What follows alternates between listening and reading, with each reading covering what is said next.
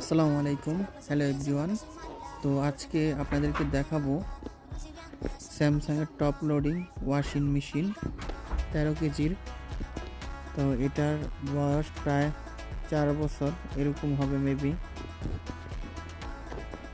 তো এটা আজকে আমরা ড্রাম ক্লিনিং করার জন্য চলে আসছি। তো আপনাদেরকেও শেয়ার করছি যে এটার ভিতরে কীরকম ময়লা আছে। তো কাস্টমার সবসময়ই ফিল্টার ক্লিনিং করে রাখে ভালো করে। তো আমি এসেও এরকম ক্লিনিংই পাইছি। তারপরও কাপড়ের মধ্যে হালকা ময়লা আসে। তো এই জন্যই এটা ড্রাম ক্লিনিং করানো হচ্ছে, যার প্রবলেম ছিল কাপড়ে ময়লা আসে। তো এটা হচ্ছে ইনার ড্রাম, দেখতেই পাচ্ছেন ভিতরে কতটুকু ময়লা জমেছে।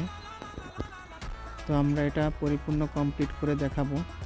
আর ভিডিওটা দেওয়ার উদ্দেশ্য হচ্ছে যে আপনারা যেন ভিডিওটি দেখে আপনাদের ওয়াশিং মেশিনগুলা ঠিকমতো মেনটেনেন্স করেন। এই জন্যই আমাদের এই ভিডিওগুলো দেওয়া।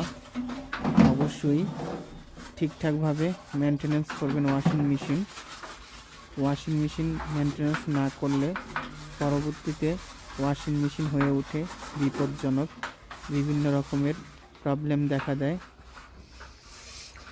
তো যত সম্ভব আপনারা প্রতি মাসে একবার হলো ইকো টাপ ক্লিনিং যে অপশনটা আছে এটা অবশ্যই ব্যবহার করবেন।